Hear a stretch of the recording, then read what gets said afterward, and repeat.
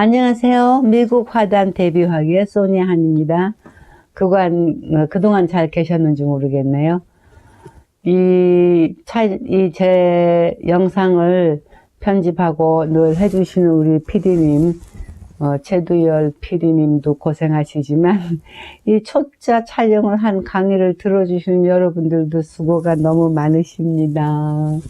점점 좋아질게요.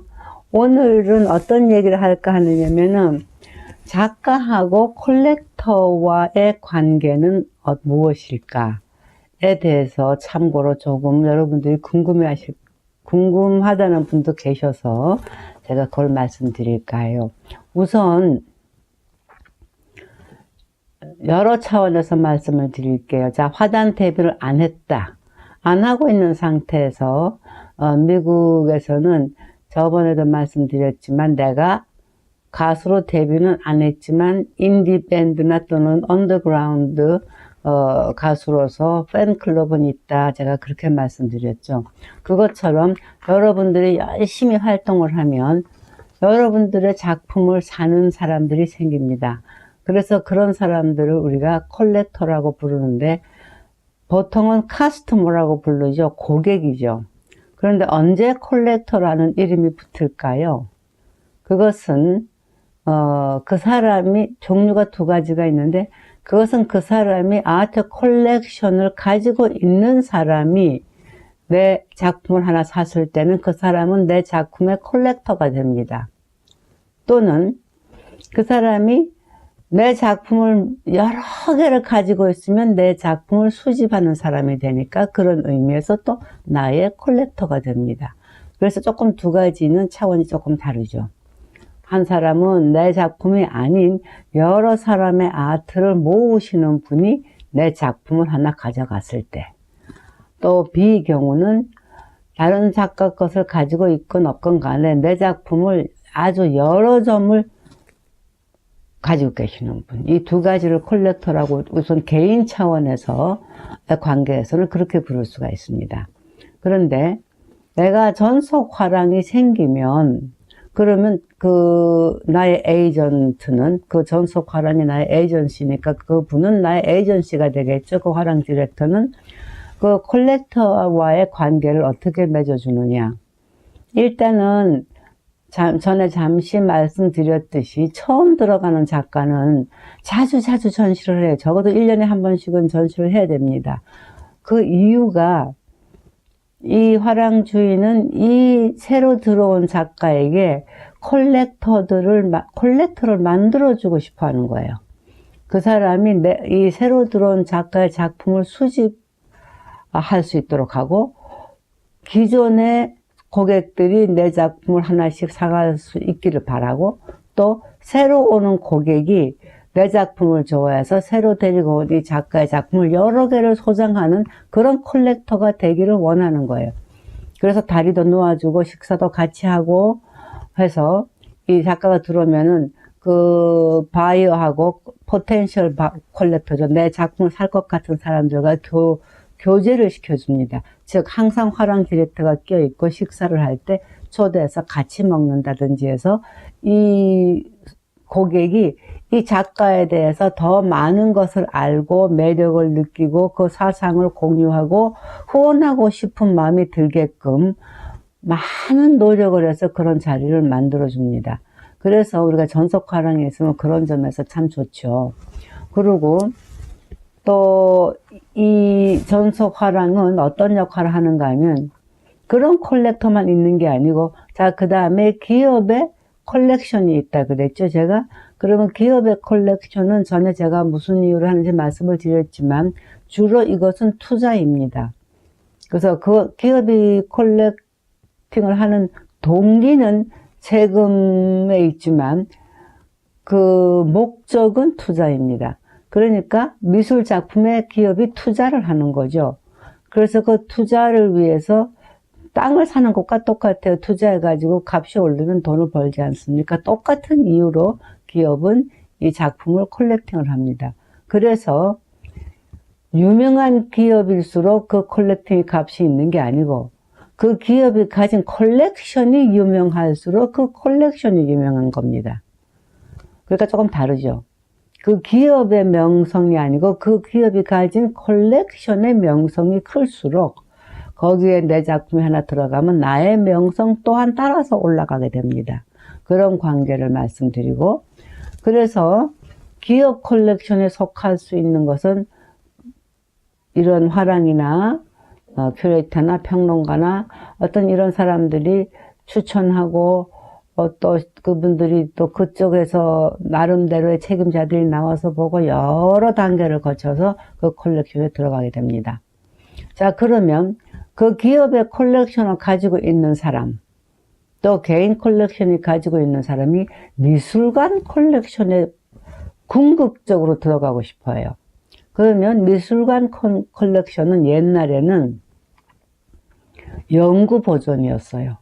그러니까 미술관의 컬렉션으로 받아들여지면 나는 연구한 작가로 남게 되는 거죠.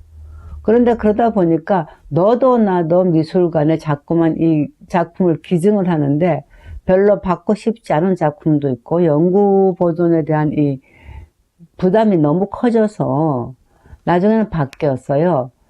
연구 보존하지 않고 팔아도 좋다는 각서를 쓰고 받아요. 그리고 엔간하면 받지 않아요. 주겠다는 사람이 너무 많으니까. 그래서 지금은 미술관에, 뮤지엄에 있는 퍼머넌트 컬렉션이 꼭 퍼머넌트 하지가 않습니다.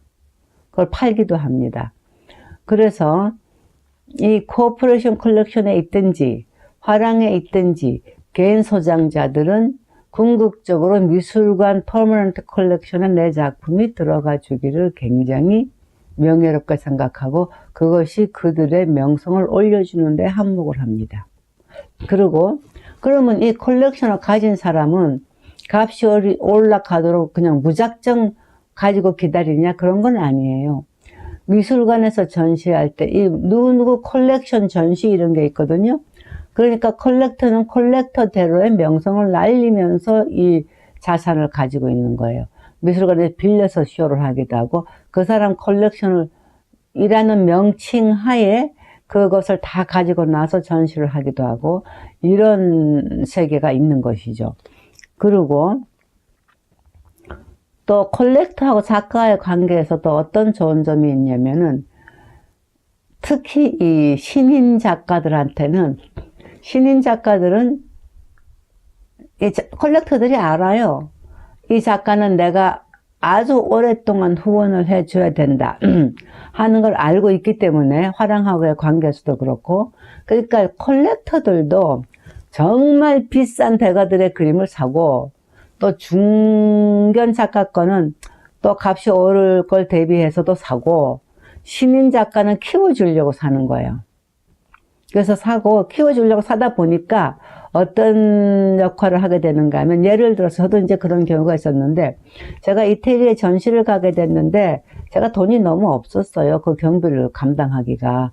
왜냐하면 그 전시는 그 제 전속화랑에서 만든 전시가 아니고 제가 개인적으로 가게 된 전시니까 경비를 제가 부담을 해야 되죠.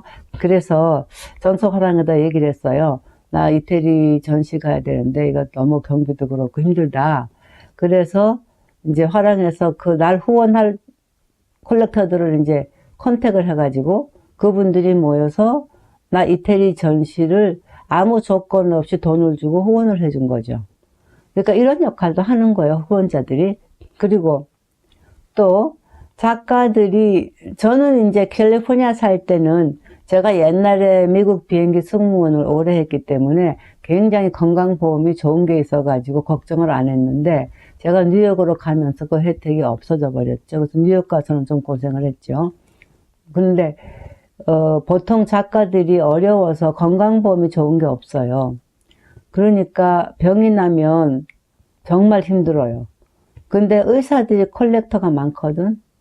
그러니까 화랑에서는 작가들이 병이 나면 이 컬렉터 의사들한테 얘기해서 굉장히 치료를 잘 해줘요. 근데 저는 좋은 보험이 있어서 병원에 갈 수 있는데도 제 작품 컬렉팅 하는 사람 중에 한 분이 안과 의사가 있었는데 제 눈 안에 돌처럼 결막 이렇게 그걸 자꾸 파내야 되는 일이 많아서 그분이 꼭 자기 병원에 와서 그걸 하라고 그래가지고 거기 다니면서 안에 돌이 끼면 또 가서 거기서 파주고 늘 그렇게 해서 말하자면 작가들의 건강도 봐주고 또 치과에서든 작가들의 그 치과 치료를 해줘요. 근데 이거 왜 해주는가 하면 내가 이 어린 작가들을 키워주는데 건강해야 되잖아요. 그리고 경제적인 스트레스에서 조금이라도 풀어주고 싶고 저 같은 경우는 LA에서 장사하시는 여자분이 계셨는데 저한테 늘 식품을 사줬어요.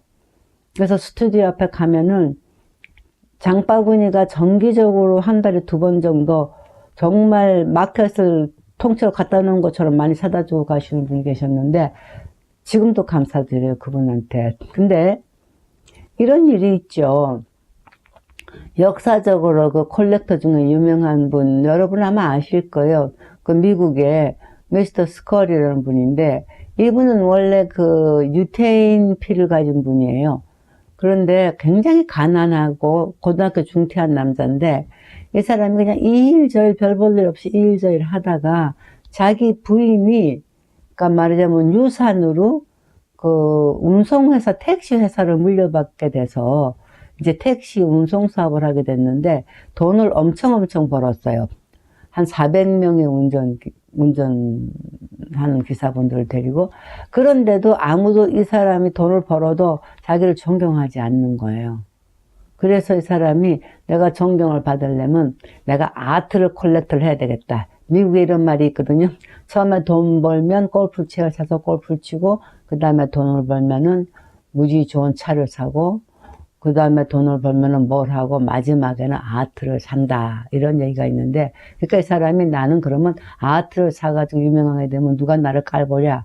그래서 아트를 사기 시작했어요. 그런데 이 사람이 얼마나 악질적으로 샀는가 하면 가서 그냥 이렇게 화장해서 사거나 그런 게 아니고 작가들 스튜디오를 돌아다니면서 그 작가가 가장 어려울 때 집세를 못 내거나 굶거나 무슨 미술 재료를 못 사거나 특히 그런 기회를 노려서 막 여러 개 싸구려를 후려쳐가지고 가져가고 이런 짓을 너무나 많이 했어요.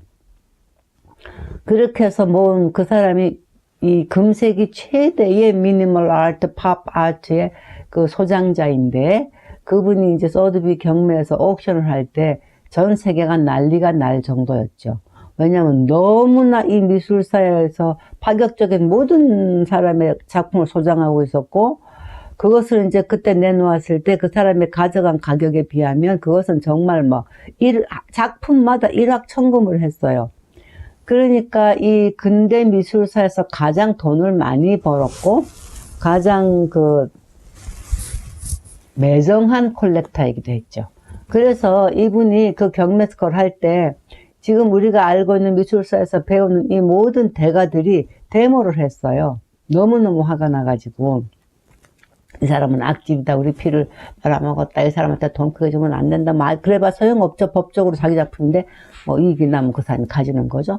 그래서 이런 참 슬픈 얘기도 있고 작가들이 가끔 여러분들이 전시회 가면은 그 콜렉터 이름이 있는데 하나는 아티스트 콜렉션이고 작가 소유다 이런 게 있어요. 그러니까 작가도 자기 작품에 투자하는 거죠. 한 몇 개는 안 팔고 가지고 있어야 그 작품이 올라갔을 때 작가도 올라간 작품을 소유하고 있어야 재산이 늘지 않겠어요? 그러니까 다른 때는 그러니까 작가들은 항상 배고프니까 파는 대로 다 팔고 나면 돈은 사실은 누가 버느냐? 처음 사간 사람이 돈을 벌지 작가 수중에는 자기 그림이 없는 거예요. 그래서 남들이 잘 나가니까 너는 이제 됐다 할 때 이 사람은 된 게 아무것도 없어요. 손에 작품 없어요.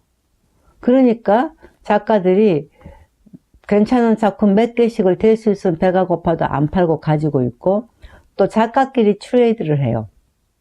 그래서 다른 작가하고 작가하고 이렇게 바꿔서 가지고 있으면서 나도 그런 콜렉션을 조금씩 늘려나가는 거죠. 그것도 굉장히 재테크의 좋은 방법 중에 하나예요.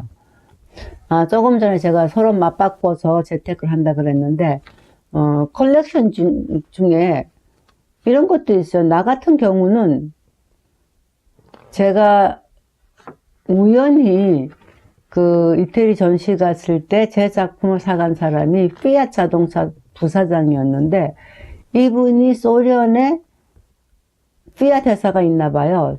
뭐 중장비를 소련에서 만든다 그래요. 그 회사가 진출해 있는데 이분이 내 작품을 사가지고 후르시초프인가 어쨌든 무슨 수상한테 그걸 줬어요. 그런데 그분이 그렇게 있는데 수상이 자꾸 바뀌게 됐어요. 소련에. 계속 무슨 정치적 변동이 있어가지고 수상이 자꾸 바뀌었는데 이분이 계속 있으면서 피아트 안 쫓겨나려고 계속 내 작품을 수상도 할 때 계속 해가지고 제가 지금 소련에는 졸지에 각 수상들이 다 내 작품을 갖고 있는 그런 이상한 일이 났는데 여러분들이 어떤 때는 이상한 경로로 이상한 곳에 컬렉션이 되기도 해요. 그래서 언제 무슨 인연으로 언제 어떻게 이것이 컬렉션 될지 모르는 그런 일이 있고 그래서 거기에 그게 있다 보니까 또 무슨 뭐 외국에서 제일 큰 인슈런스 회사 회장님이 거기서 무슨 회의 때문에 갔다가 이게 뭐 누구 작품이냐 그래가지고 나한테 돌아 편지가 와가지고 보내달라 그래서 내가 보내서 또 그런 일도 있고 그래서 한 군데 여러분이 어떤 인연이 돼가지고 컬렉션에 속해지면 또 다른 이유로 우연찮게 이런 것이 컬렉션 되기도 해요. 그러니까 처음에는 내가 어디에 컬렉션이 되랴 싶지만 여러분들이 열심히 활동하다 보면 우연치 않게 이런 인연으로 우연치 않게 저런 경우로 이런 일이 생기기 때문에 아마 여러분들에게도 그런 행운이 꼭 찾아갈 겁니다. 그래서 여러분들이 이 작가하고 컬렉션 관계는 이렇게 해서 인연이 맺어진다. 그런 정도로 상식 차원에서 알고 넘어가시면 여러분들이 앞으로 작가 활동을 하실 동안에 이런 재미있는 일이 생길 때 어쩌면 제가 말씀드린 이것이 생각날지도 몰라요. 오늘은 간단하게 이것만 하고 앞으로 더욱더 재미있고 유익한 정보를 가지고 여러분 찾아올게요. 이 강의 내용이 마음에 드셨으면 좋아요 눌러주시고 아직도 이 채널 모르는 분들이 주변에 많이 계실 거예요. 그분들에게 이 채널이 있다고 알려주시고 구독을 꼭 눌러주세요. 다음번에 만나요. 수고하셨어요. 감사합니다.